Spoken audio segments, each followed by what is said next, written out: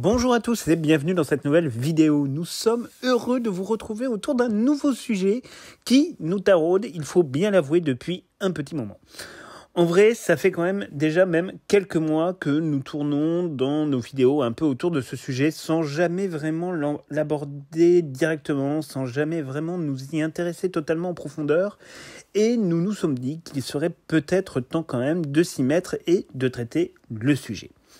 Toutes les guerres, et on le sait dans le monde des moldus, ont des répercussions immédiates, ravageuses, sanglantes, qui blessent les populations et qui laissent des traces parfois plusieurs centaines d'années après. Les guerres sont un peu le lot commun, on peut le dire comme ça, malheureusement, de notre humanité, et le monde des sorciers forcément n'y échappe pas non plus.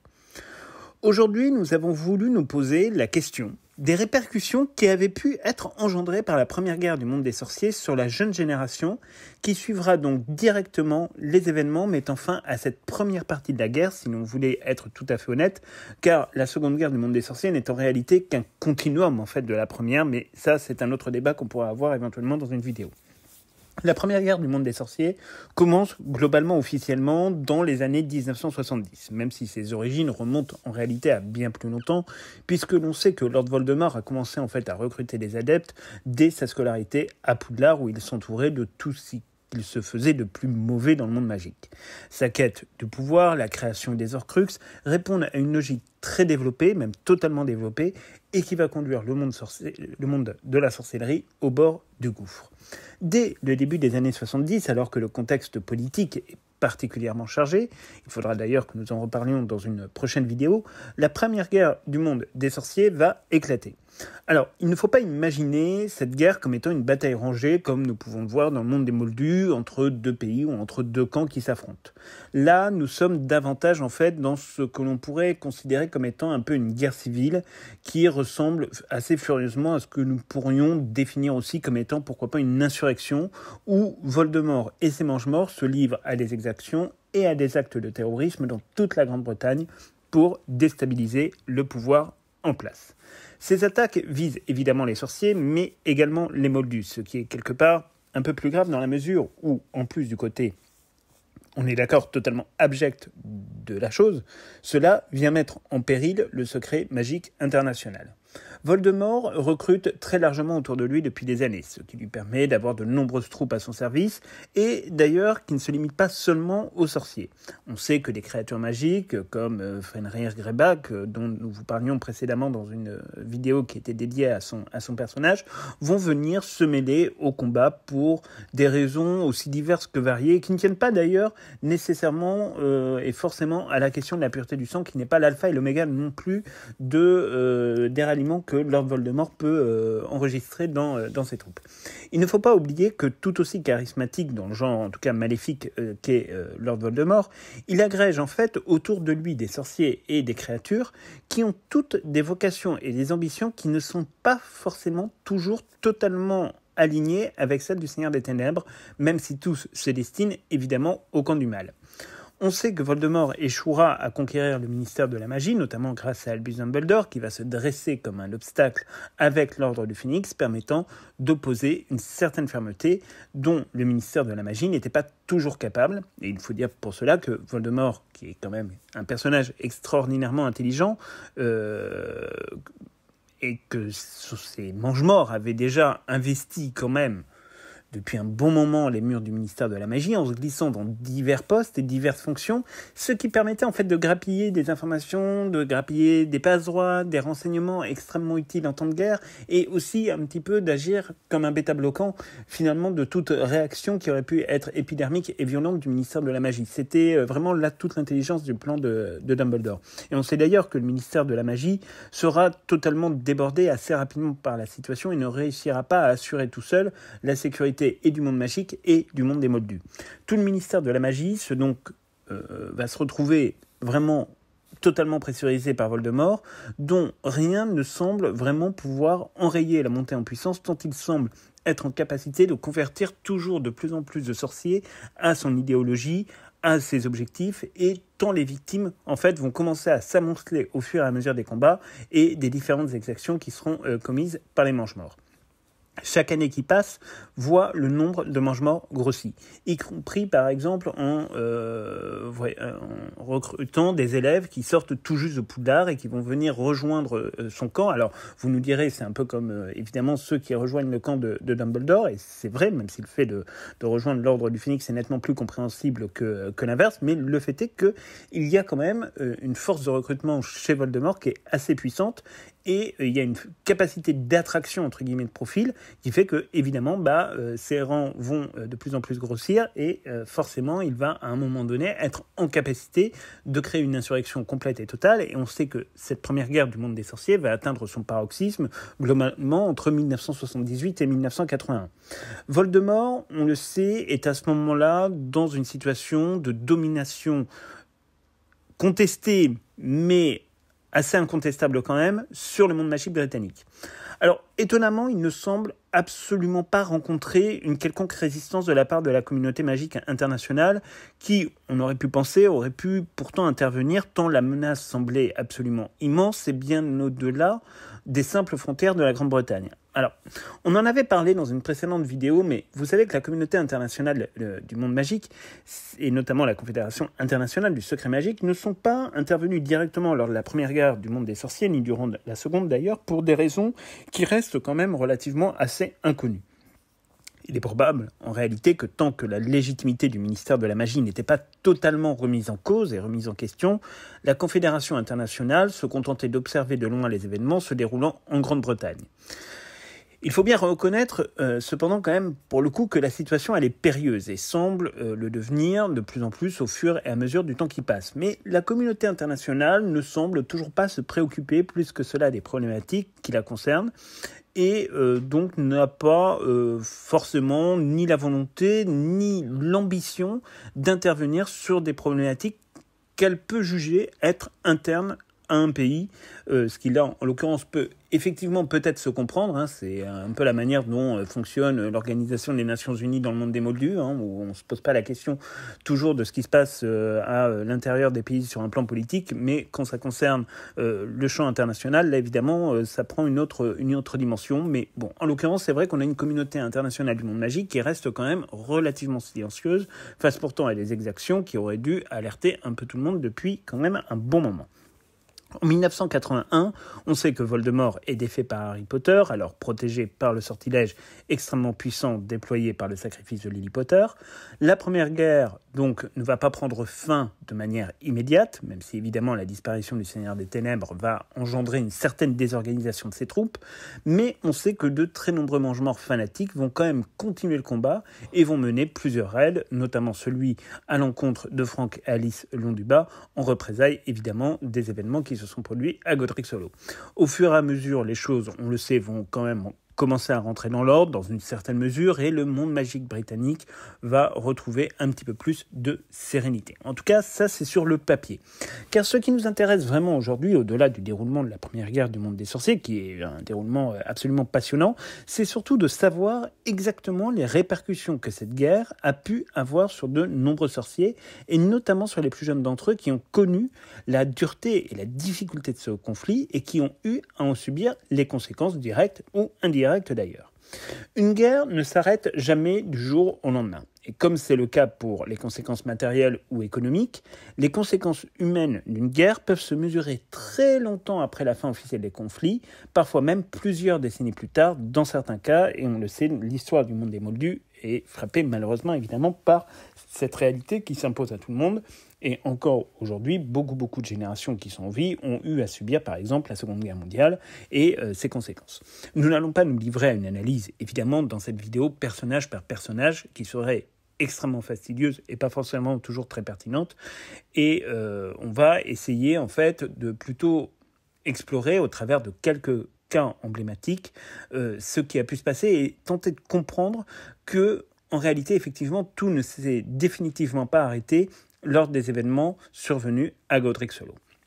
Ce qui nous intéresse particulièrement, c'est en fait toute la jeune génération de sorciers qui ont connu la première guerre du monde des sorciers à un niveau de conscience suffisamment élevé pour comprendre globalement les tenants et aboutissants de cet affrontement, Et si nous voulions résumer un peu à très gros traits pour être plus clair, c'est globalement à partir de la génération de Bill Weasley que les jeunes sorciers vont être en fait un peu en capacité, malheureusement, de subir et d'affronter les effets de la Première Guerre et d'en ressortir aussi bien les dangers et les méfaits durant les combats que le traumatisme absolument dévastateur qui peut être généré dans la période de l'après-guerre. Alors, le premier sentiment qui est peut-être aussi le plus simple à analyser et à conceptualiser, c'est qu'évidemment, la fin de cette première guerre du monde des sorciers ne peut que générer une immense joie et un bonheur intense que la paix revienne enfin en Grande-Bretagne. Forcément, pour de jeunes sorciers, sentir que le vent des ténèbres s'éloigne est quelque chose de forcément un petit peu grisant. Il faut imaginer ce que peut représenter le fait de vivre dans la peur constante, et si l'on revient par exemple sur la question de Bill Weasley, qui est un personnage particulièrement marquant, on sait qu'il aura eu malheureusement le temps de comprendre ce que signifiait la guerre, avec la perte de ses 2 oncles maternels assassinés par les Mange-Morts. Il aura ressenti forcément la peur et l'angoisse de sa mère. Combien de fois se sera-t-il posé la question de savoir si son père reviendrait le soir à la maison alors qu'il le voyait quitter le terrier pour se rendre au ministère de la magie, dont il aura probablement compris que c'était un des lieux les moins sécurisés et les moins, on va dire, sûrs à ce moment-là de l'histoire. C'est évidemment quelque chose qui est peut-être un peu... enfin, en tout cas, on va dire que la marche est globalement assez haute pour se sortir un petit peu de ces questionnements-là. Et sortir de ce carcan ténébreux où l'on ne sait évidemment pas de quoi demain sera fait représente forcément un soulagement que chacun va pouvoir ressentir dans sa vie privée. Les tensions vont commencer à s'abaisser, les angoisses vont commencer à s'atténuer, même si ce n'est pas évidemment immédiat, et un semblant d'équilibre va commencer à se remettre doucement, très doucement, mais va quand même commencer à se remettre en place. Le problème, c'est, quand on parle de la psychologie d'un enfant d'une dizaine d'années, si on se réfère au cas de Bill Weasley, c'est que les blessures ne guérissent pas toutes seules. En tout cas, elles ne guérissent pas comme par magie, mais ça, nous y reviendrons un petit peu plus tard. Pour des enfants plus jeunes, notamment ceux de la génération des jumeaux Weasley, de Ron ou de Harry Potter,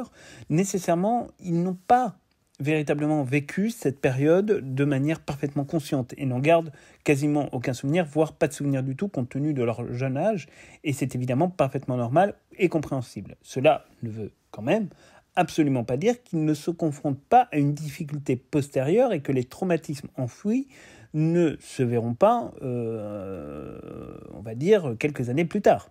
Sans rentrer dans de la psychologie à 2 balles, il est évident que l'inconscient de très jeunes enfants demeure quelque chose de très délicat à comprendre et à cerner, et encore aujourd'hui, avec tout le recul qu'on peut avoir, c'est vrai qu'il y a là-dessus beaucoup de questionnements. Après tout, est-ce que Harry Potter ne se souvient-il pas du cri de sa mère quand il est confronté aux détraqueurs ? N'a-t-il pas gardé enfoui en lui quelques impressions de ce qui s'est passé ce soir-là ? On peut théoriser, en tout cas, au vu de l'épaisse documentation qu'a laissé J.K. Rowling et des romans, que c'est le cas. Le fait est en tout cas que le monde magique va retrouver petit à petit un sentiment de liberté et d'allègement des mots, ce qui était nécessairement, après une période de guerre aussi longue, quelque chose d'important. C'était vraiment nécessaire pour que tout le monde puisse repartir du bon pied, parce qu'il faut quand même réaliser, et c'est vraiment très important, que cette guerre larvée puis déclarée remonte quand même déjà à un bon moment, et que même si elle ne s'est pas déclenchée immédiatement, les sorciers du monde magique ont tout de même vécu dans un environnement extraordinairement angoissant, fait de complots, d'attaques, que nous pourrions même qualifier d'attentats, d'enlèvements et d'autres crimes, qui font d'ailleurs l'actualité quasiment chaque jour dans les médias du monde magique. Et on ne peut qu'imaginer ce que cela peut produire, surtout en plus que la communauté magique de Grande-Bretagne, pardon de le rappeler, est une communauté où tout le monde semble quand même globalement à peu près se connaître, ce qui rapproche en fait toujours plus l'action et renforce le sentiment d'oppression. Dans le monde des Moldus, on est toujours beaucoup plus à l'écoute d'un événement qui va se produire à quelques kilomètres de chez nous qu'un événement qui se produit à l'autre bout de la planète. C'est tout à fait logique. Et encore plus dans cette espèce de toute petite communauté du monde magique britannique, forcément, quand tout le monde se connaît, on sait qui sont les victimes, on sait aussi à peu près globalement qui sont les oppresseurs. Enfin, c'est quand même quelque chose d'assez étrange. Le second sentiment qui nous vient assez logiquement à l'esprit quand on réfléchit à cette période et à son impact sur la jeune génération, c'est évidemment le sentiment de fierté que doivent ressentir un certain nombre de jeunes sorciers de voir cette guerre se terminer enfin, grâce en plus à l'un des leurs, ce qui était quand même quelque chose d'assez improbable. La victoire dans une guerre, c'est toujours quelque chose qu'on peut qualifier comme étant de grisant et qui va laisser place, pourquoi pas, à de grands moments de rassemblement, de grandes festivités, parfois débordantes, comme l'oncle Vernon a pu s'en apercevoir au moment de la défaite de Lord Voldemort. Dans la victoire, il y a évidemment de la joie, caractérisée à la fois par ce sentiment de libération dont nous vous parlions, mais aussi l'espérance d'un monde meilleur, ce qui est tout de même, là aussi, une des valeurs quand même cardinales véhiculées par toute l'œuvre de J.K. Rowling. Pour un court temps, souvent, évidemment, mais ce sont des moments qu'il faut célébrer, pour ne pas dire davantage, car ils sont précieux pour construire à la fois une mémoire collective,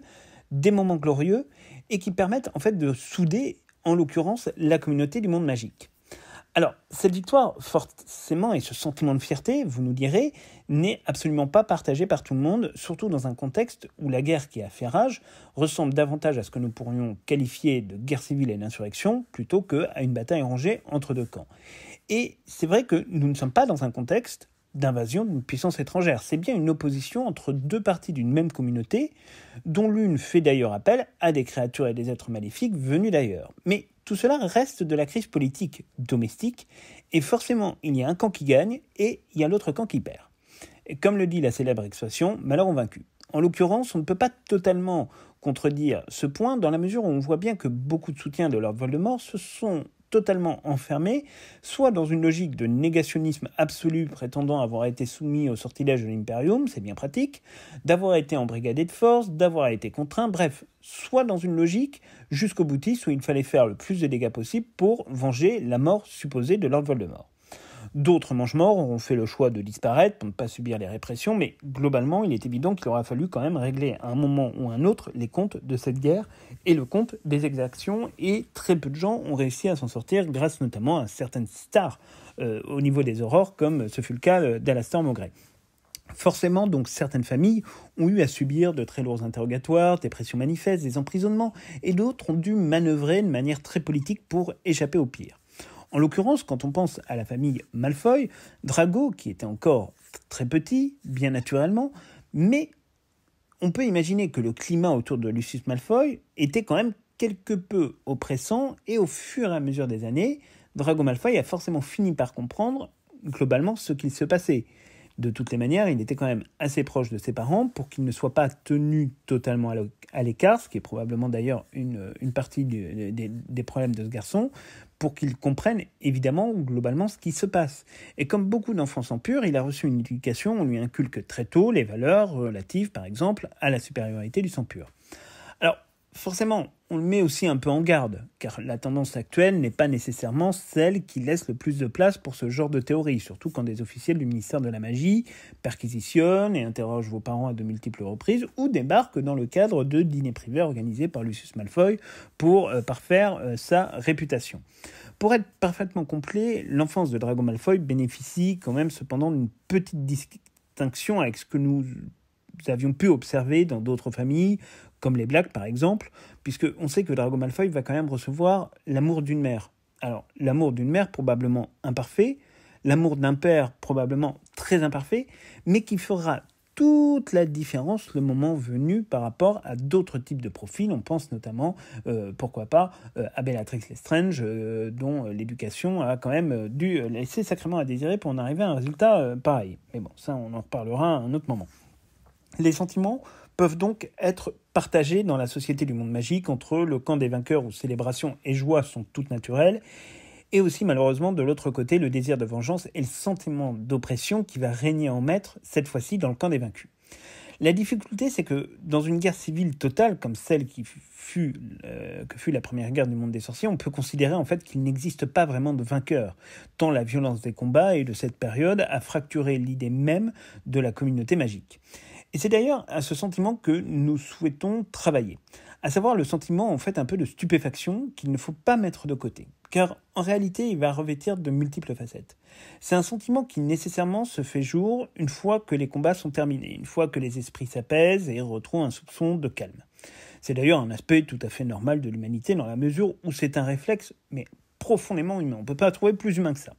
Dans une situation pareille, ce sont les grandes passions, les grands sentiments qui s'expriment en premier, qui s'exaltent, et même, pourrions-nous dire, qui évidemment vont prendre parfois des proportions un peu gigantesques. Puis, dans un second temps, ce sont des émotions et des sentiments qui vont être beaucoup plus partagés, beaucoup plus diffus, parfois moins avouables, parfois plus difficiles à identifier et à reconnaître et qui vont se faire jour au fur et à mesure de l'évolution des psychologies des individus.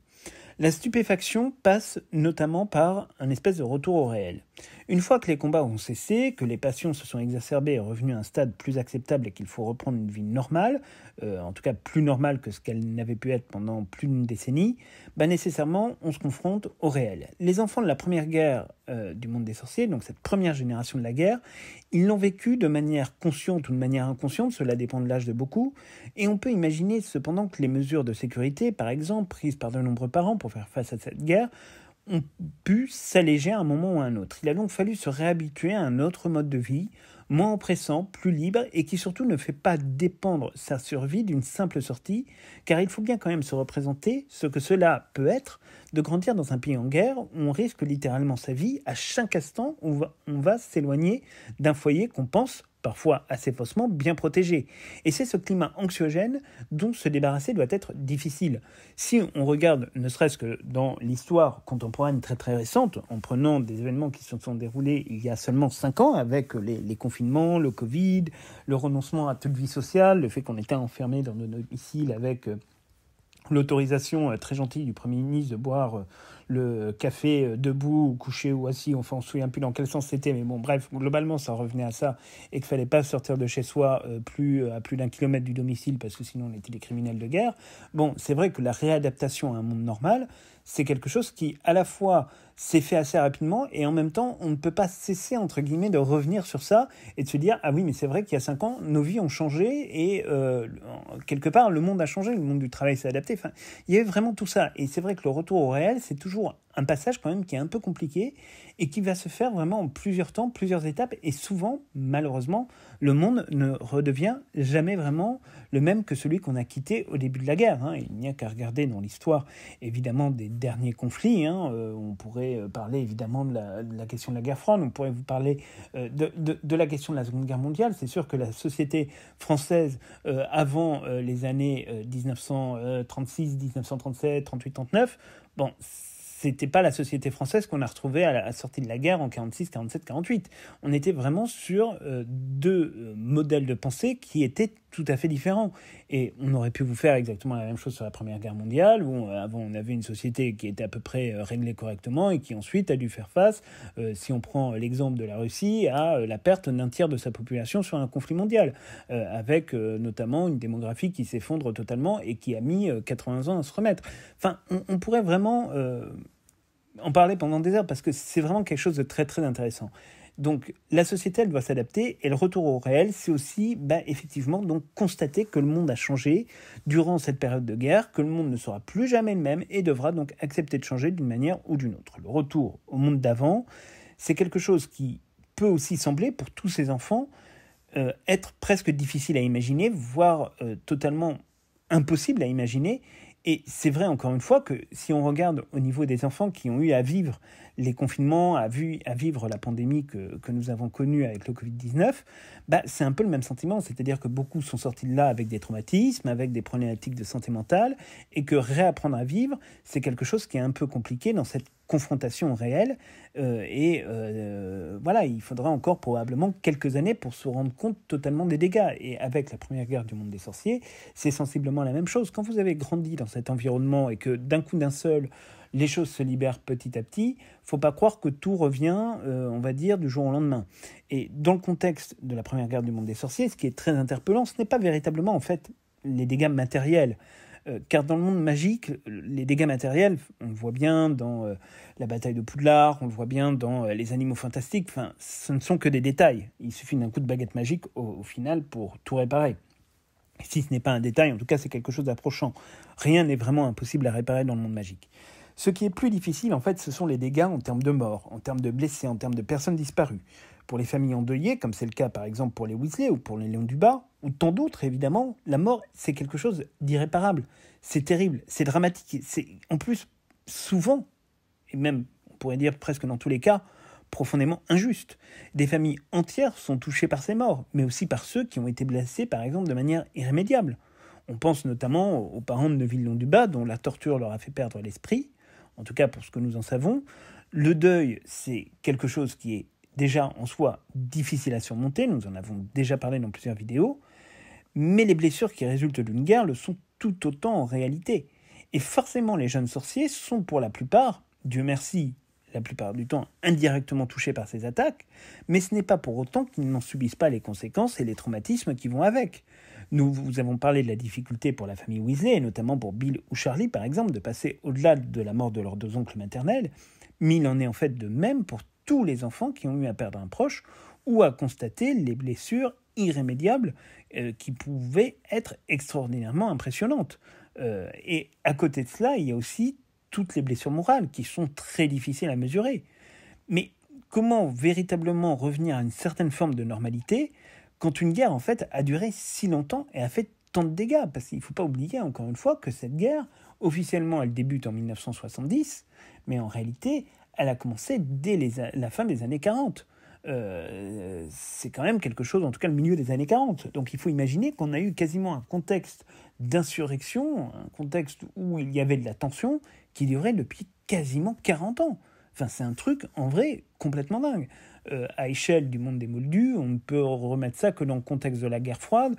avec toutes les tensions qu'on a pu connaître. Mais sauf que là, c'est vrai qu'on était sur une toute petite communauté, on n'était pas à l'échelle planétaire, c'est une toute petite communauté, et ça a duré pendant très longtemps. Et on sait par exemple que des personnages, pourtant très matures et qui sont loin d'être des enfants, comme ce fut le cas pour Alastor Maugré, ne sont jamais vraiment revenus de la guerre, tellement les combats ont pu être difficiles et violents pendant des années, générant ainsi du stress post-traumatique. L'esprit en prend forcément un coup, et c'est valable également malheureusement pour les enfants. Et si nous reprenons par exemple le personnage de Bill Weasley, sa situation a été nécessairement très marquée, et ses choix au moment de la Seconde Guerre du monde des sorciers répondent aussi à ce qu'il a pu ressentir en grande partie durant la Première Guerre du monde des sorciers. Une guerre marque forcément les individus d'une telle manière qu'il est parfois très difficile de passer à autre chose. Et en l'occurrence, c'est presque une mission totalement impossible, dans la mesure en fait où il faudrait réussir à se départir d'événements et de traumatismes qui sont profondément ancrés dans le psychisme des individus, et notamment des plus jeunes. C'est quelque chose qui est très difficile à imaginer, à conceptualiser déjà en soi pour un adulte. Alors il faut imaginer combien la marche est haute pour un enfant. Et alors en plus, quelque part, on pourrait aussi se poser la question de savoir s'il serait véritablement souhaitable qu'on soit en capacité de se départir en fait de ces traumatismes. Parce que ça voudrait dire que quelque part on serait dans une négation de ce qui constitue notre propre humanité et notre propre réflexion sur la place que l'homme et la personne occupent dans la société du monde magique. Et là, en l'occurrence, c'est vrai que se départir de tout sentiment, c'est pas une bonne logique parce que malheureusement, sans sentiment, en fait, on fait pas avancer grand-chose. On en revient à des instincts purement matériels, ou alors on devient des animaux. Et c'est comme ça que les sociétés finissent par mal tourner, les civilisations à disparaître, parce qu'on se tourne à ce moment-là vers la barbarie. Quand il n'y a plus de sentiments, c'est la barbarie qui arrive. Et quand la barbarie arrive, généralement, les civilisations ne durent pas très longtemps. En tout cas, c'est ce que l'histoire nous prouve. De manière assez évidente, évidemment que les traumatismes, même s'ils doivent être guéris, doivent toujours rester quelque part ancrés, parce que c'est aussi ce qui fait le fondement de l'humanité, c'est ce qui permet aussi la transcendance de certains personnages. Est-ce que si Neuville-Londubat n'avait pas éprouvé durant toute son enfance les conséquences et les répercussions de la Première Guerre mondiale, il n'aurait pas été capable, on va dire, de se transcender comme ça. Bien évidemment que, voilà, s'il avait eu un développement tout à fait normal, ce serait probablement devenu un jeune très bien, mais il n'aurait pas eu cette capacité à se transcender au moment de la Seconde Guerre du monde des sorciers et à devenir un peu ce héros qu'a compté Poudlard durant les événements de Harry Potter et les Reliques de la Mort, et un héros qui a su aussi exprimer, parfois très maladroitement, son caractère dans les précédents tomes. Tout cela vient de cette espèce de mémoire résiduelle des événements de la Première Guerre du monde des sorciers dont il a dû faire les frais, et c'est quelque chose quand même qui est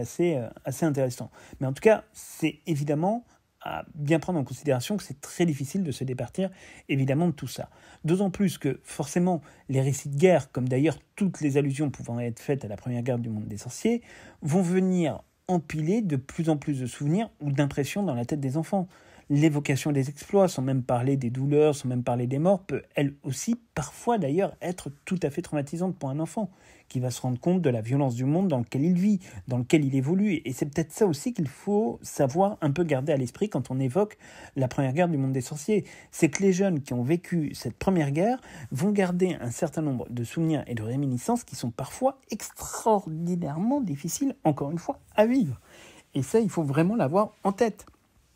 Tout ce que les enfants peuvent capter au fur et à mesure des différentes étapes de la guerre, de la manière dont leurs parents évoluent et appréhendent le danger, va laisser des traces indélébiles, même quand ces derniers ne sont pas nécessairement en situation de comprendre, encore une fois, ce qu'il se passe ou sont totalement inconscients. On vous a parlé du cas de Neuville-Londubat, on pourrait aussi parler du cas de Harry Potter, qui n'était lui aussi qu'un nourrisson, mais dont forcément la condition d'orphelin, ou presque, pour ce qui concerne Neuville-Londubat, a énormément joué à un moment donné sur leur caractère, tout comme l'éducation qu'ils ont reçue. Dans le cas d'Harry Potter, c'était de la maltraitance. Dans le cas de Neuville-Londubat, on n'était pas totalement dans la maltraitance, mais on était en tout cas dans une maladresse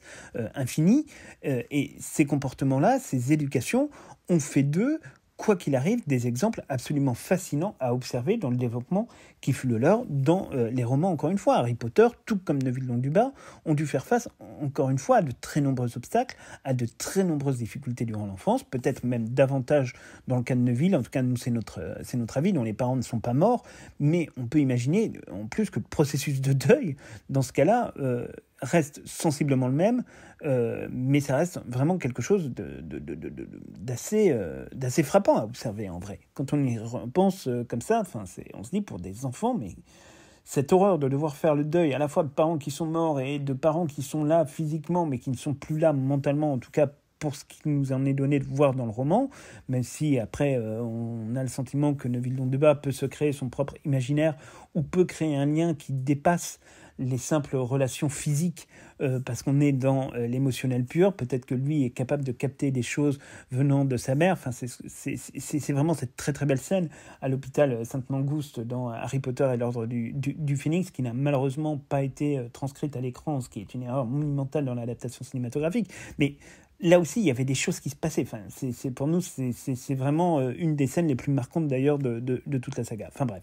Pour en revenir à notre sujet, et notamment à Harry Potter, à Neuville-Londubat, on sait que putativement, ils ont été élus tous les deux, à un moment ou à un autre, par la prophétie. Alors, seul Harry Potter aura été marqué comme tel par le Seigneur des Ténèbres, donc forcément, l'itinéraire de vie de Harry Potter, comme celui de Neuville-Londubat,